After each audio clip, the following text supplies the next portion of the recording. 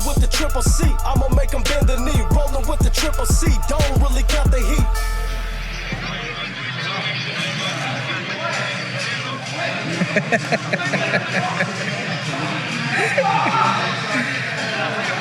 Look at Ronaldo. He's just like, he's probably spitting all over his damn face too.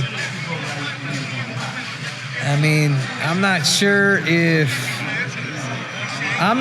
guys, if this new company coming in, if they test for some of that booger sugar, but whatever it is, Conor McTapper is actually on it. I mean, Dana White just made a huge announcement, whether, you know, they got a big announcement flying over to Ireland, I believe. He's going to meet with Conor McGregor, and there's a big announcement coming out. Could it be that Conor McGregor is going to spearhead UFC 300? You know, could it be Israel Adesanya to the co-main event with Alex Pereira? You know, he just brought it up. And I truly do believe that he was going to come back in 2027. I just think when somebody entices you, and the guy that you beat last now became the double champ, and you have an opportunity to be a double champ as well.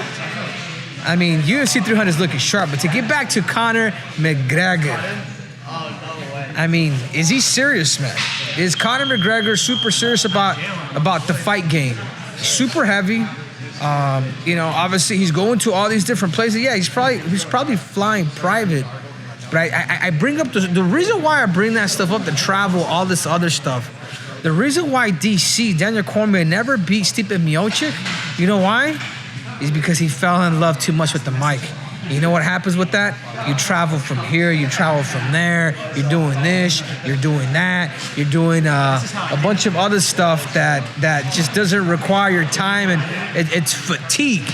It had nothing to do with age. And I feel like Conor McGregor's in that position. Yeah, it's going to be in April, but you think that's going to stop Conor McGregor from jumping on a plane, maybe going to another event, maybe going to Saudi Arabia once again to meet a certain king? Guys, you have Michael Chandler there, who is a devoted father. You know, he has his, I want to say, what is it, two kids, I believe.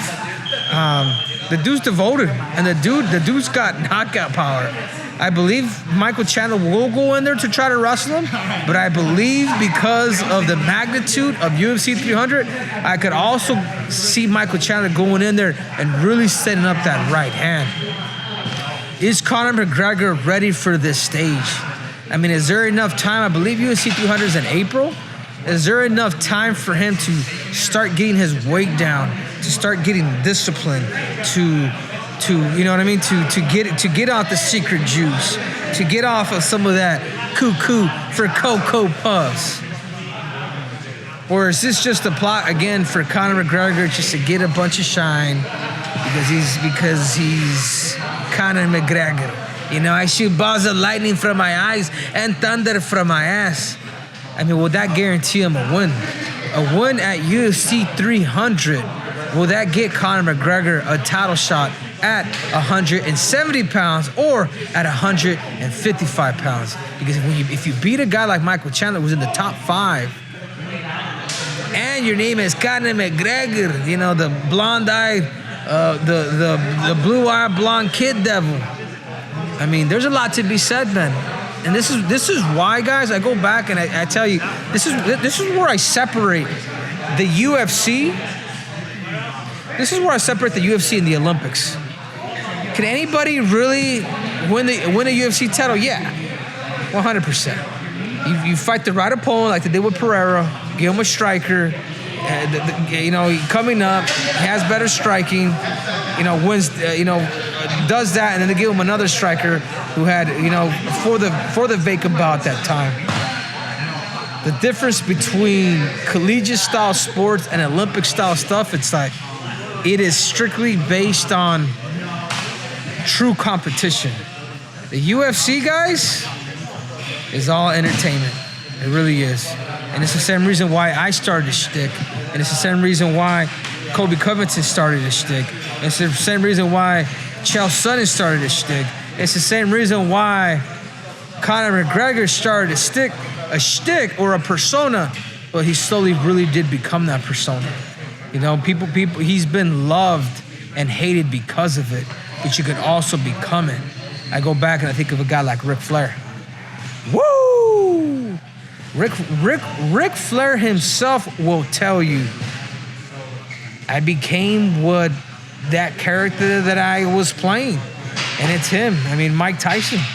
I mean, we all becoming victims of how people perceive you, becoming addicts of publicity, of media, and things of that nature. I mean, it takes somebody to be extremely level-headed to be able to separate that. And for those who know me, I really do separate that. But then part of my character, part of who I am, it is me. But I also know when to freaking turn it off. Now, will Conor McGregor, will he have that ability to turn it off? Will he have that ability to really structure the right team? Because guys, if you guys really think about it, Conor McGregor is one fight away, just one fight away to fight for the 55, for the 70. Or call me crazy, guys, he even has that one shot away to fight at middleweight. You know why? As I said before, this isn't the Olympic Games. This isn't the collegiate style of competition. The UFC is based on entertainment. And for that reason, guys, I do believe that dude is one fight away. He beats a guy like Michael Chandler to fight for a title in 3 different divisions. What you got for me? Do you think that there's rumors that Conor McGregor is scared of Michael Chandler's power?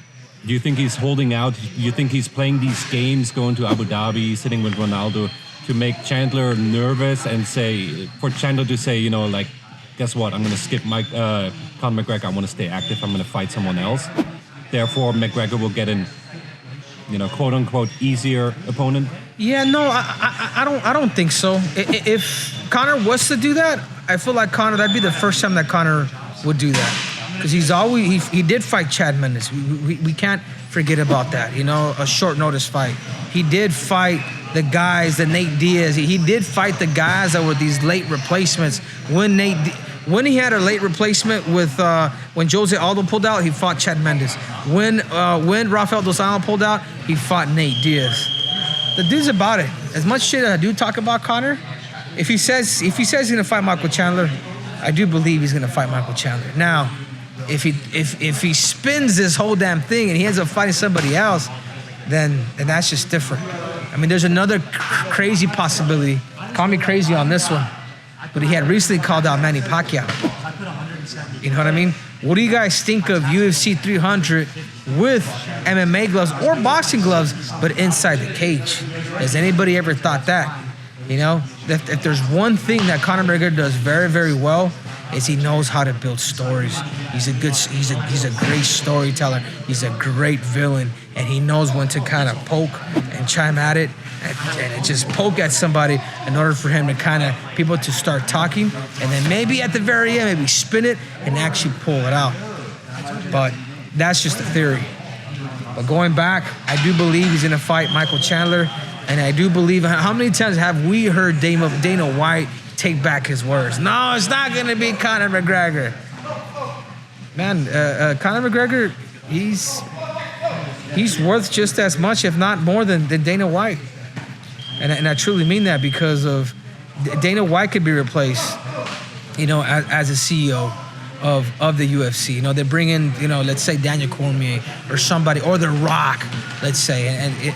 But there's not too many fighters that could fight that have a mouthpiece like Conor McGregor, but he can also be held out by the UFC. So it's almost like a catch-22. But who's the bigger name? Who brings the bigger draw? It's not Dana White. His name is Conor McGregor.